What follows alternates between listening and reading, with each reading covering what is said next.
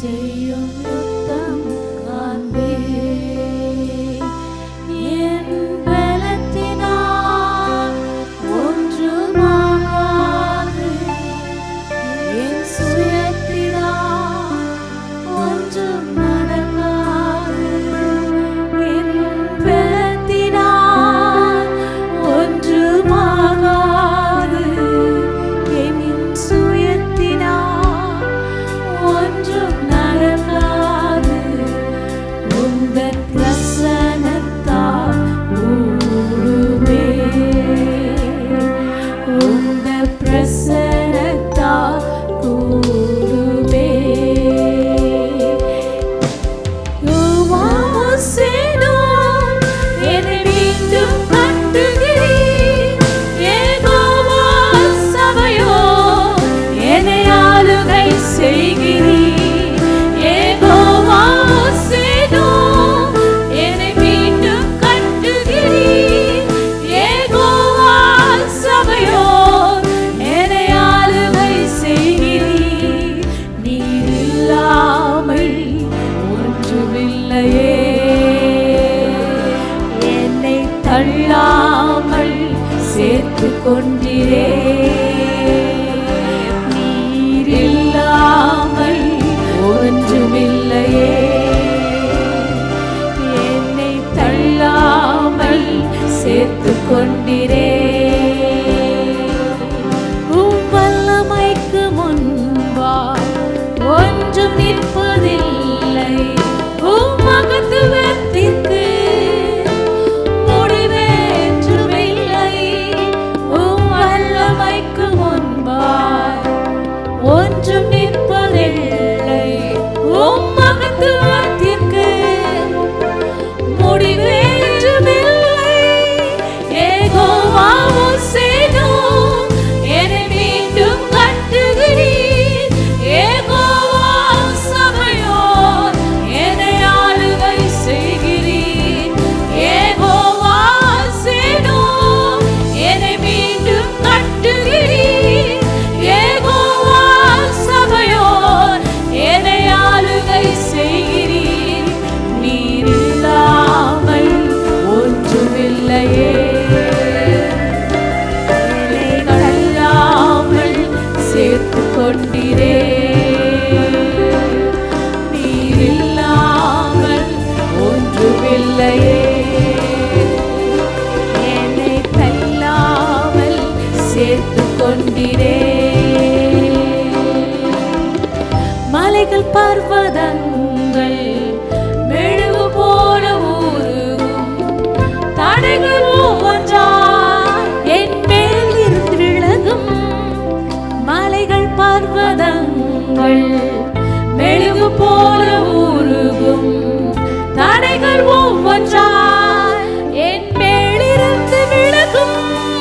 யெகோவாசேனோ என்னை மீண்டும் கட்டுகிறீர், யெகோவா சபையோ என்னை ஆளுகை செய்கிறீர். யெகோவாசேனோ என்னை மீண்டும் கட்டுகிறீர், யெகோவா சபையோ என்னை ஆளுகை செய்கிறீர். நீர் இல்லாமல் ஒன்றுமில்லையே, என்னை தள்ளாமல் சேர்த்துக் கொண்டீரே. நீர் இல்லாமல் ஒன்றுமில்லையே,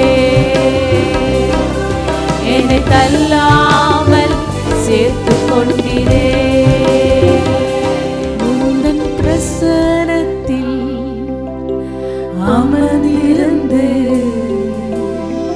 நீ செய்யும் யுத்தம் காண்பே. உந்தன் பிரசன்னத்தில் அமர்ந்திருந்து நீ செய்யும் யுத்தம் காண்பே. உங்க பிரசன்னத்தில், உந்தன் பிரசன்னத்தில் அமர்ந்திருந்து நீ செய்யும் யுத்தம் காண்பே. என் பலத்தினால் ஒன்றுமாகாது,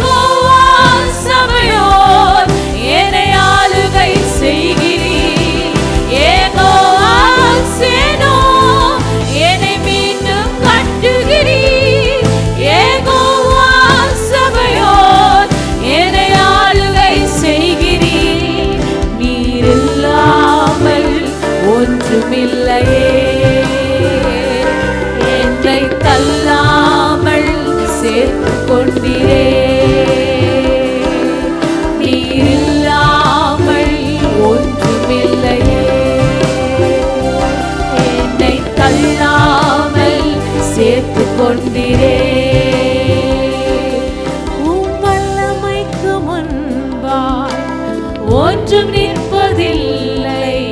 உமத்துவத்திற்கு முடிவு என்றும் இல்லை. உம் வல்லமைக்கு முன்பாய் ஒன்றும் நிற்பதில்லை. உம் மகத்துவத்திற்கு முடிவு என்றும் இல்லை. யெகோவா சேனோம் என்னை மீண்டும் கட்டுகிறீர். யெகோவா சபையோர் என்னை ஆளுகை செய்கிறீர். யெகோவா சேனோம் என்னை மீண்டும் கட்டுகிறீர். யெகோவா சபையோர் என்னை ஆளுகை செய்கிறீர். நீர் இல்லாமல் ஒன்றுமில்லையே. என்னை தள்ளாமல் சேர்த்துக் கொண்டீரே. நீர் இல்லாமல் ஒன்றுமில்லையே. என்னை தள்ளாமல் சேர்த்துக் கொண்டீரே. நீர் இல்லாமல் ஒன்றுமில்லையே. என்னை தள்ளாமல் சேர்த்துக் கொண்டீரே. நீர் இல்லாமல் ஒன்றுமில்லையே. என்னை தள்ளாமல் சேர்த்துக் கொண்டீரே. உந்தன் பிரசனத்தில் அமர்ந்திருந்து நீ செய்யும் யுத்தம் காண்பேன். உந்தன் பிரசனத்தில் அமர்ந்திருந்து நீ செய்யும் யுத்தம் காண்பேன். என் பலத்தினால் ஒன்றுமாகாது. என் சுயத்தினால் ஒன்றும் நடக்காது. என் பலத்தினால் ஒன்றுமாகாது. என் சுயத்தினால் ஒன்றும் நடக்காது. என் பலத்தினால் ஒன்றுமாகாது. என் சுயத்தினால் ஒன்றும் நடக்காது.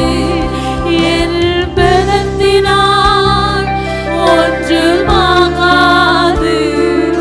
என் சுயத்தினால் ஒன்றும் நடக்காது. உந்தன் பிரசன்னத்தால் கூடுவே.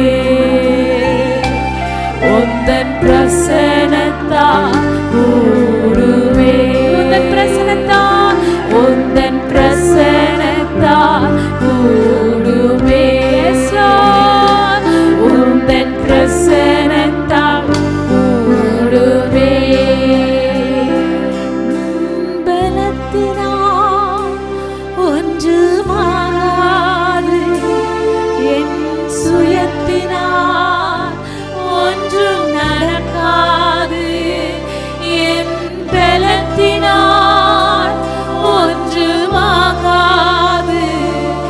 என் சுயத்தினால் ஒன்றும் நடக்காது. உந்தன் பிரசன்னத்தால் கூடுவே. உந்தன் பிரசன்னத்தால் கூடுவே. உந்தன் பிரசன்னத்தால் கூடுவே. உந்தன் பிரசன்னத்தால் கூடுவே. உந்தன் பிரசன்னத்தால் ஆகுமே. உந்தன் பிரசன்னத்தால் நடக்குமே. உந்தன் பிரசன்னத்தால் கூடுமே. உந்தன் பிரசன்னத்தால் ஆகுமே. உந்தன் பிரசன்னத்தால் நடக்குமே.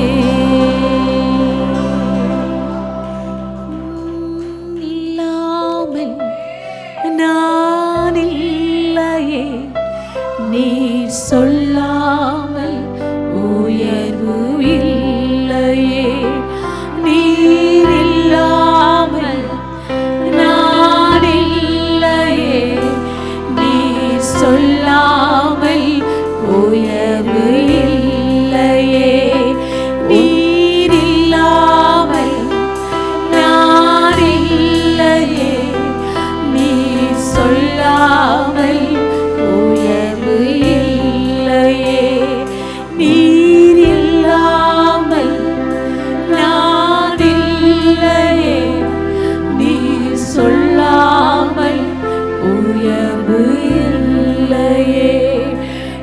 உந்தன் பிரசனம் தான் எனக்கு முகவரி, உந்தன் பிரசனம் தான் எனது தகுதி, உந்தன் பிரசனம் தான் எனக்கு முகவரி, உந்தன் பிரசனம் தான் எனது தகுதி.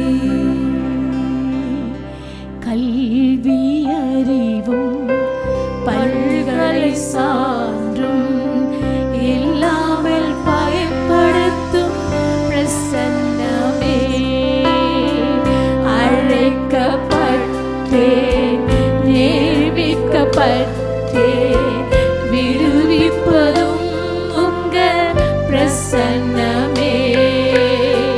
கல்வி அறிவும் பல்கலை சான்றும் இல்லாமல் பயன்படுத்தும் பிரசன்னமே, அழைக்கப்பட்டேன் நியமிக்கப்பட்டேன் நிரூபிப்பதும் உங்க பிரசன்னமே. பிற பாஷை பேசுவோம், பிற தேசம் வாழுவோம், என்னை வேண்டி கேட்பதும் பிரசன்னமே. பிற பாஷை பேசுவோம், பிற தேசம் வாழுவோம், என்னை வேண்டி கேட்பதும் பிரசன்னமே. உங்க பிரசனம் தான் எனக்கு முகவரி, உங்க பிரசனம் தான் எனது தகுதி, உங்க பிரசனம் தான் எனக்கு முகவரி, உங்க பிரசனம் தான் எனது தகுதி. நீர் இல்லாமல் நான் இல்லையே, நீ சொல்லாமல் உயர்வு இல்லையே, நீர் இல்லாமல் அப்பா நான் இல்லையே, நீ சொல்லாமல் உயர்வு இல்லையே, நீ சொல்லாமல் உயர்வு இல்லையே. அழைத்த நாள் முதல் இதுவரை என்னை விலகாத வாக்கு தத்தம் பிரசன்னமே, உடைக்க நாட்களில் கூடவே இருந்து சுகமாக்கும் மருத்துவம் பிரசன்னமே. அழைத்த நாள் முதல் இதுவரை என்னை விலகாத வாக்கு தத்தம் பிரசன்னமே, உடைந்த நாட்களில் கூடவே இருந்து சுகமாக்கும் மருத்துவம் பிரசன்னமே. விலை போகா என்னையும் மலை மேலே நிறுத்தி அழகு பார்ப்பதும் பிரசன்னமே. விலை போகா என்னையும் மலை மேலே நிறுத்தி அழகு பார்ப்பதும் பிரசன்னமே. உங்க பிரசனம் தான் எனக்கு முகவரி, உங்க பிரசனம் தான் எனக்கு தகுதி, உங்க பிரசனம் தான் எனக்கு முகவரி, உந்தன் பிரசனம் தான் எனது தகுதி. உந்தன் பிரசனத்தில் அமர்ந்திருந்து நீ செய்யும் யுத்தம் காண்பேன், உந்தன் பிரசனத்தில் அமர்ந்திருந்து நீ செய்யும் யுத்தம் காண்பேன். என் பலத்தினால் ஒன்றுமாகாது, என் சுயத்தினால் ஒன்றும் நடக்காது,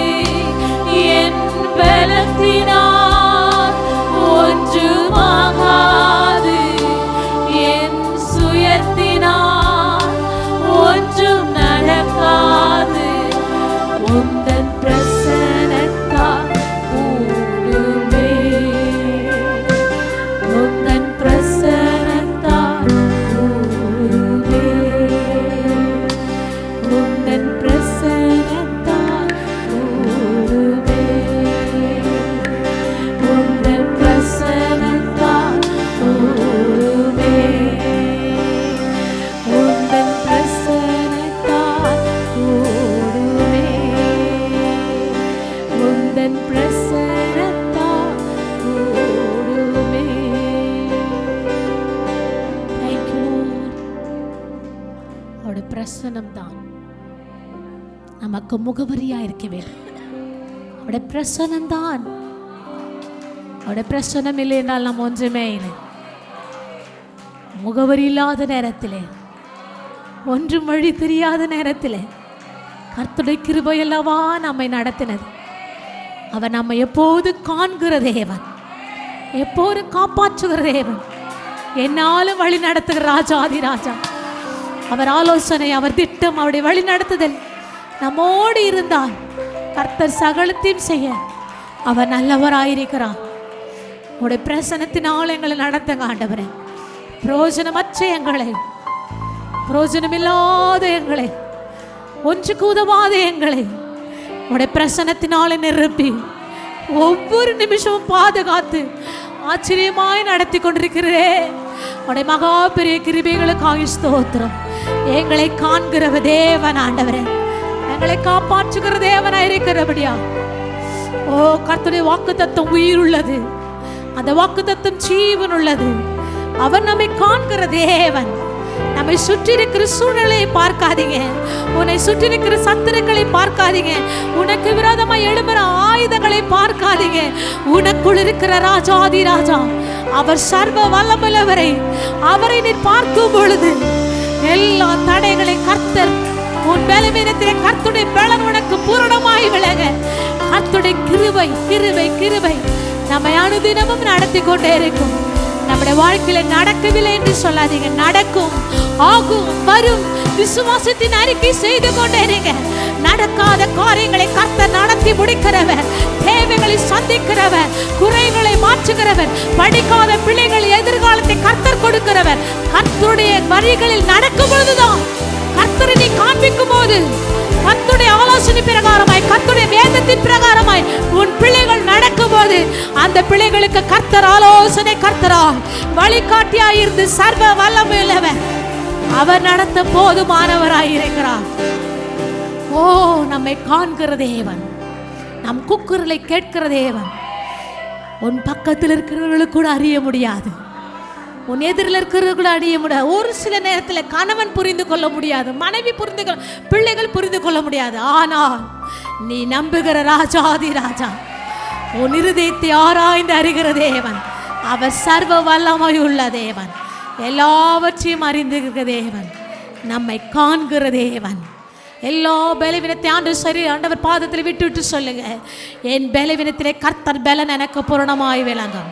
ஓ என்னை காண்பவரே, ஆராய்ந்து அறிந்திருக்கிறீர், ஆராய்ந்து அறிந்திருக்கிறீர். என் எண்ணங்கள், என் திட்டங்கள், என் சூழ்நிலைகள் நீர் ஒருவர் தான் ஆராய்ந்து அறிகிற தேவன் ஆண்டவர். உமக்கு மகிமை செலுத்துகிறோம் ஆண்டவரே, உமக்கு கனத்தை செலுத்துகிறோம். என்னை காண்பவரே, தீனம் காப்பவரே, என்னை காண்பவரே, தீனம் காப்பவரே, ஆராய்ந்து அறிந்திருக்கின்றீர், சுற்றி சுற்றி சூழ்ந்திருக்கின்றீர், ஆராய்ந்து அறிந்திருக்கின்றீர், சுற்றி சுற்றி சூழ்ந்திருக்கின்றீர்.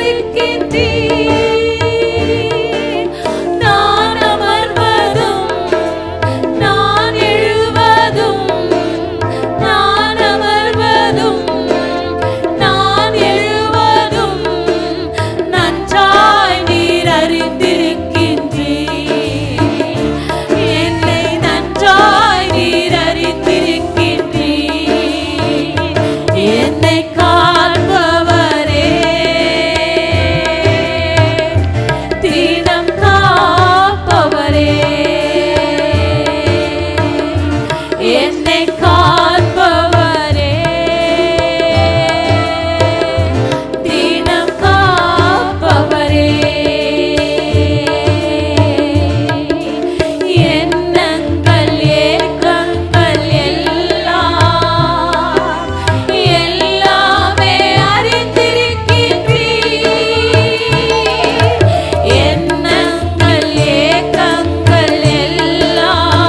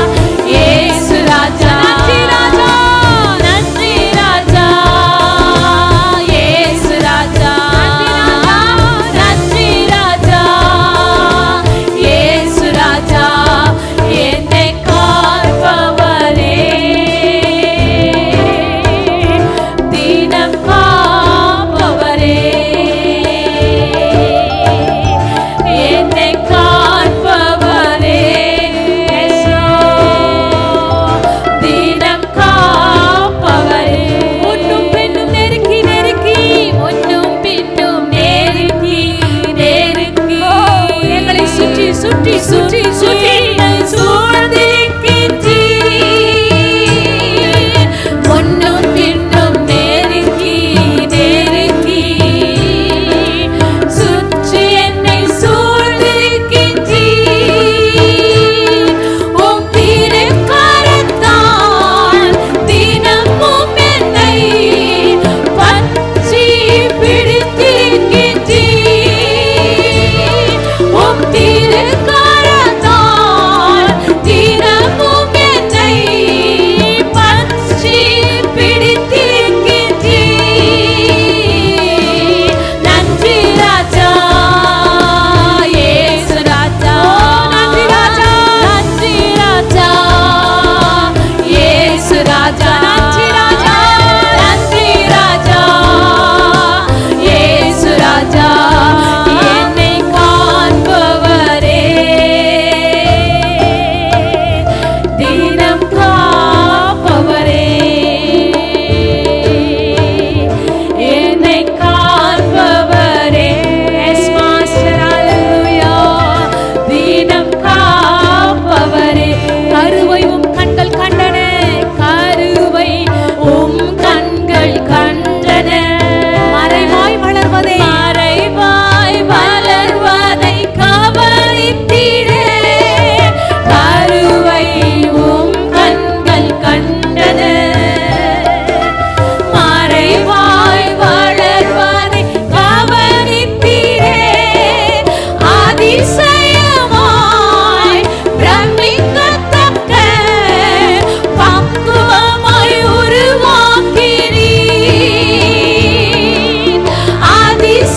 அதிசயமாய் பிரமிக்கத்தக்க பக்குவமாய் உருவாக்கினீர். நன்றி ராஜா இயேசு ராஜா. நன்றி ராஜா இயேசு ராஜா. நன்றி ராஜா நன்றி ராஜா இயேசு ராஜா. நன்றி ராஜா இயேசு ராஜா. நன்றி ராஜா இயேசு ராஜா. நன்றி ராஜா இயேசு ராஜா. எங்களை காண்பவரே தினம் காப்பவரே. எங்களை ஆராய்ந்து அறிந்திருக்கின்றீர். எங்களை சுற்றி சுற்றி சூழ்ந்திருக்கிறீர். நாங்கள் அமர்ந்தாலும் நாங்கள் நடந்தாலும் நாங்கள் எழுந்தாலும் நாங்கள் எப்படி நடக்கிறோம் ஆண்டவரே எல்லாவற்றையும் காண்கிற தேவன். நன்றாய் நீர் அறிந்திருக்கிற ஆண்டவரே. எல்லா சூழ்நிலைக்கும் மேலானவர் என் தேவன் மிகவும் பெரியவர். ஓ உமக்கு மகிமை செலுத்துகிறோம் ஆண்டவரே. உமக்கு கனத்தை செலுத்துகிறோம் ஆண்டவரே. ஓ ஹalleluya. தேவனுக்கு மகிமை செலுத்துறோம். அவர் ஒருவரே ராஜாதி ராஜா. அவர் ஒருவரே சர்வ வல்லமையுள்ளவர். அவர் ஒருவரே போற்றுதற்குரியவர். அவர் ஒருவரே துதிக்கு பாத்திரர். ஓ ஹalleluya.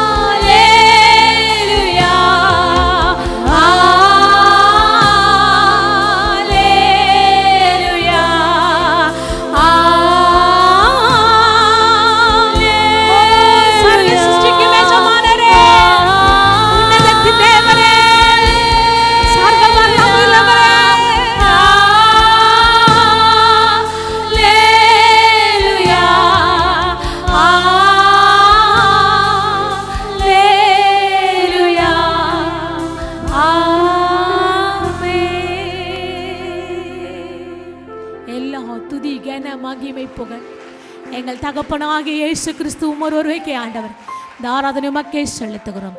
ஆமென். இயேசு கிறிஸ்துவின் நாமத்திலே உங்கள் வாழ்த்துகிறோம். வேண்டுமாய் எஸ்கேனுடைய லைவ் ஆராதனைக்குரிய இயேசு நாமத்திலே உங்கள் ஆமென். நல்ல ஆண்டவரே, இந்த காலை வேலைகள் ஜெபிக்கிறோம், காலை ஆராதனை ஜெபிக்கிறோம், வேலைக்கு பவர் ஆடியோ வீடியோ மற்ற எல்லா விதமான காரியங்கள் மறைத்துக்கொள்ளும். அப்படி நீ விலைக்கு ஆண்டவரே எனக்கு பேசும். இயேசு கிறிஸ்து நாமத்தில் ஜெபிக்கிறேன் நடத்திதான். ஆமென். இந்த காலையிலே நாம் பார்க்க போகிற தலைப்பு, ஒவ்வொரு காலையும் இன்னொரு வாய்ப்பு. ஒவ்வொரு காலையும் இன்னொரு வாய்ப்பு. ஒவ்வொரு நாளும் நம்முடைய வாழ்க்கையிலே ஆண்டவர் இந்த உலகத்தில் நாம் வாழ்வுக்கு இன்னொரு வாய்ப்பு, நமக்கு சான்ஸ் கொடுக்கிறார். சரி, இந்த காலையிலே நாம் பார்க்க போகிற தலைப்பு புலம்பல் என்ற புத்தகத்தை நாம் பார்க்க போகிறோம். எரேமியா எழுதின இந்த புலம்பல் புத்தகத்தில் வருகிற சில முக்கியமான காரியங்களை நாம் பார்க்கணும். எருசலேம் பட்டணம் பாபிலோன் அரசனால் அழிக்கப்பட்டும் எரிக்கப்பட்ட போதும் எழுதப்பட்ட புத்தகம் தான் இந்த புலம்பல் புத்தகம். எருசலேமின் வடக்கு பகுதியில் உள்ள ஒரு மலையின் குகையிலிருந்து எழுதினார் என்று ஆராய்ச்சி சொல்கிறது. அவர் நேசித்த பட்டணம் நெருப்பில் அழிவதை பார்த்து மிகுந்த வேதனையோடு கூட அழுதார் என்று கூட வேதத்தில் புலம்பல் 1ஆம் அதிகாரம் 16ஆம் வசனம் வாசிக்கும் சொல்கிறது, இவைகள் நிமித்தம் நான் அழுகிறேன், என் கண்ணே நீராய் சொரிகிறது, என் உயிரை காப்பாற்ற தேற்றுகிறவர் என்னை விட்டு தூரமானார், பகஞ்சன் மேற்கொண்டதினாலே என் பிள்ளைகள் பாழாய் போனார்கள். 40 ஆண்டுகள் உங்கள் அந்த ஜனங்களுக்காக எரேமியா போதிக்கிறார். ஆனால் 40 ஆண்டு காலங்கள் அவர் என்னதான் போதித்தால் கூட அந்த ஜனங்கள் மனம் திரும்பவில்லை. அவர் எச்சரிப்பை கேட்டு கூட ஜனங்கள் நடக்காதனால் அதன் பலனை இப்போது ஜனங்கள் அனுபவிக்கிற காட்சியை தான் இங்கே எரேமியா எழுதுகிறார். இந்த தன்னுடைய முதிர்ந்த வயதிலே அவர் இந்த புலம்பல் புத்தகத்தை எழுதுவதை நாம் வாசிக்கிறோம். புலம்பல் 1ஆம் அதிகாரம் 1 வசனம், ஐயோ, ஜனம் பொருந்திய நகரின் தனிமையாய் உட்கார்ந்திருக்கிறாளே, விதவை கோப்பானவளே, ஜாதிகள் பெரியவளும் சீமைகளின் நாயகமாயிருந்தவள்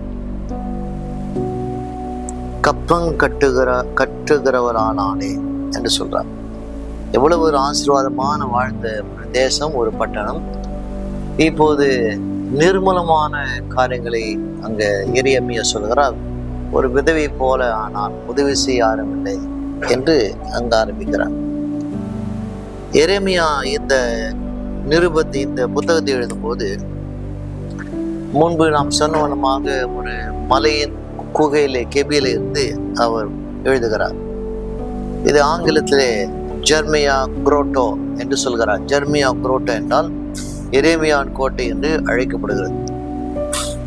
குறிப்பாக நீங்கள் இன்னும் கொஞ்சம் ஆச்சரியப்பட வேண்டுமானால், இந்த கெபி, இந்த குகையானது கொல்கதா என்ற மலையில் தான் அமைந்துள்ளது. ஆண்டவராய் இருக்கிற இயேசு சிலுவிலே தொங்கினாரே, அந்த கொல்கதா மலையிலே இருக்கிற ஒரு கெபி, ஒரு குகை தான் இந்த எரேமியா எழுதின இந்த புத்தகத்தை நான் வாசிக்கிறோம். இயேசு கிறிஸ்து சிலுவிலே அறையப்பட 600 ஆண்டுகளுக்கு முன்பதாக எழுதப்பட்ட புத்தகம் தான் இந்த புத்தகம். இந்த புலம்பல் புத்தகத்தை நாம் பார்க்கும்போது யூதர்கள் இந்த புலம்பல் புத்தகத்தை வருஷந்தோறும், அதாவது அவங்க கேலண்டர் படியாக, அக்கா என்று சொல்லப்பட்ட கேலண்டர் படியாக ஆகஸ்ட் மாதம் இந்த புத்தகத்தை அவர்கள் வருஷந்தோறும் அவர்கள் வாசிப்பார்கள் 5 அதிகாரத்தில். ஏனென்றால் அந்த நாளில் தான், அதாவது 586ஆம் கிறிஸ்துக்கு முன் பாபிலோன் இராணுவம் வந்து எருசலேமை அடித்து எரித்தது.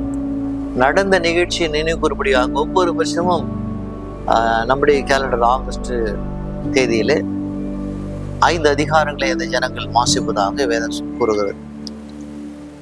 இப்படியாக இந்த புலம்பல் புத்தகத்தை பார்க்கும்போது, யூத பைபிளை பார்க்கும்போது இது புலம்பல் அல்ல, இந்த புத்தகத்துக்கு எக்கா என்று பெயர். எக்கா என்றால் ஆங்கிலத்தில் ஹவ், எப்படி.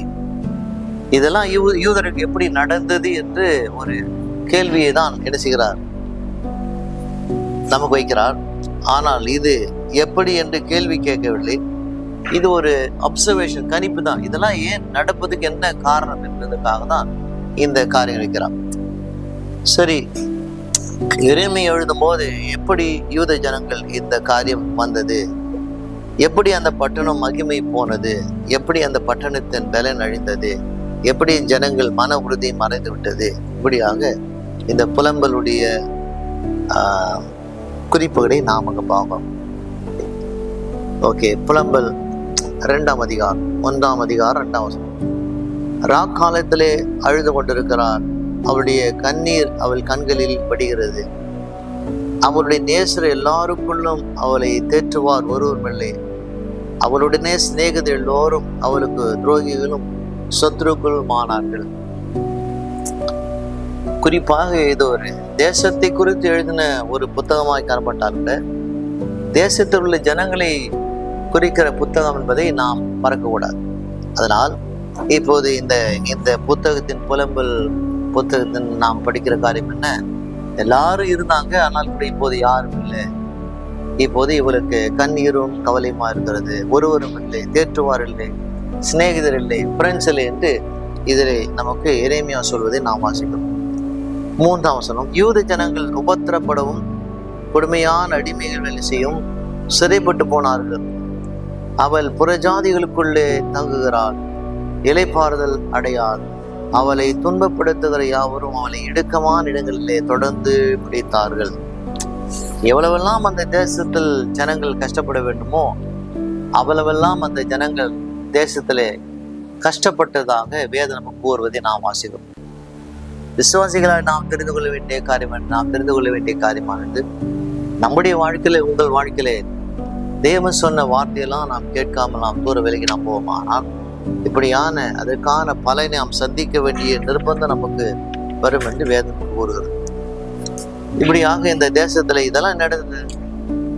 பாபிலோன் ராஜா எருசலேம் மீது யுத்தம் செய்கிறான். முற்றுகை போர்னா சேஸ் வார்ஃபேர், அதாவது கோட்டை சுற்றி இராணுவம் இருக்கும். கோட்டைக்குள்ளே யாரும் போக முடியாது, வெளியில வர முடியாது, கோட்டைக்குள்ளே உணவு போக முடியாது, தண்ணீர் போக முடியாது. அந்த யுத்தத்துக்கு தான் முற்றுகை போர் சொல்லுவாங்க. இப்படியாக இந்த பாபிலோன் ராஜா எருசலேமுக்கு விரோதமாக முற்றுகை போரிடும் போது, ஆனால் கடைசியாக வாழ்ந்த எசேக்கியா ராஜா அந்த எருசலேமுக்குள்ளே நீரூற்றை பூமி கடியிலே கொண்டு வந்து அப்படின்னால் அங்கு தண்ணீர் பஞ்சம் இல்லாமல் போதும். ஆனால் கூட யுத்தம் நடக்கிறது. அங்க நடப்பதை நாம் வாசிக்கிறோம். இதுக்கு முன் அதிகாரம் எரேமியா 39 நீங்கள் வாசிக்கும் போது அதுல யுத்தம் 18 மாதம் நடந்ததாக எரேமியா எழுதுகிறார். யாரிடம் அதிகமாக உணவு தண்ணீர் இருக்கிறதோ அவள்தான் இந்த யுத்தத்தை ஜெயிக்க முடியும். அதிகமாக எருசலேம் ஜனங்களுக்குள்ளே தண்ணீர் உணவு இருக்குமானால் அவள் ஜெயிப்பார்.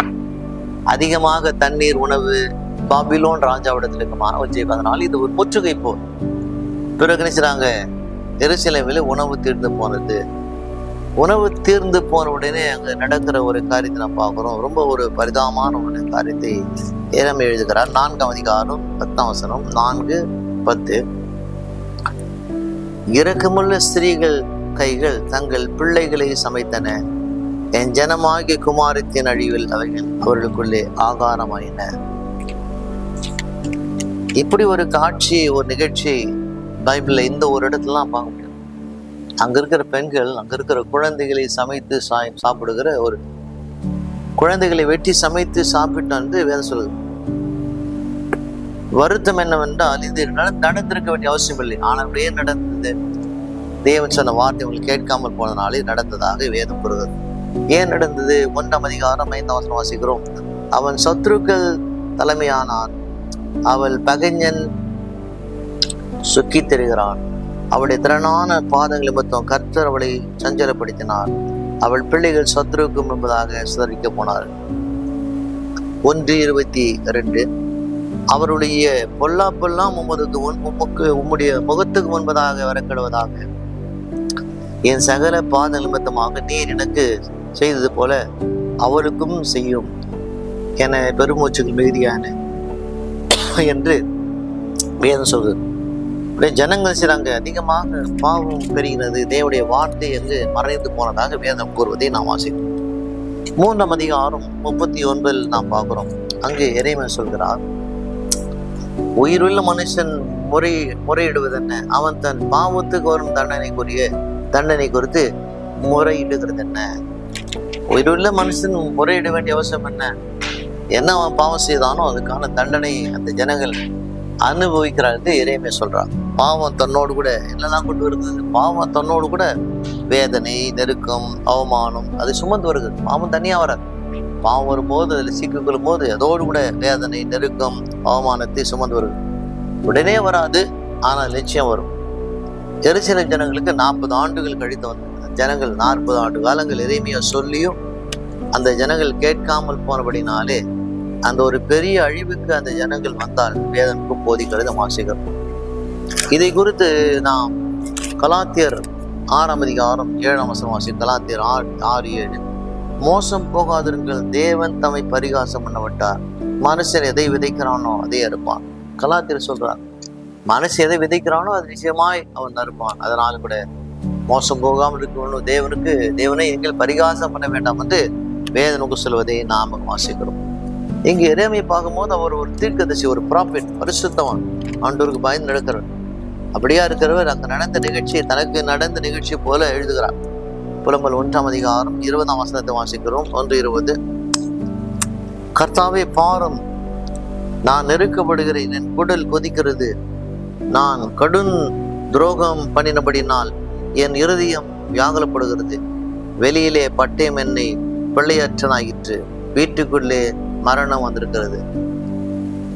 அவர் பரிசுத்தமான நீதிமானாய் காணப்பட்டார் கூட தான் அந்த ஜனங்கள் படுகிற வேதனை எழுதும்போது சொல்கிறார், ஜனங்கள் நிலைமையை நினைத்து வருந்தி எழுதுகிறார். ஆண்டவரே, என்னுடைய என்ன செய்கிறது, என்னுடைய உடலெல்லாம் என்ன செய்கிறது, இப்படியாக வேதனைப்படுவதாக அங்கிருக்கிறார். ஆண்டவரே, நான் நெருக்கப்படுகிறேன், என் உள்ளம் கொதிக்கிறது, குடலெல்லாம் கொதிக்கிறது, நான் கடும் துரோகம் பண்ணினபடினால் என் இருதயம் வியாகுலப்படுகிறது. அப்படி ஆத்மா கவலைப்படுகிறதாக எரேமியா எழுதுகிறான்.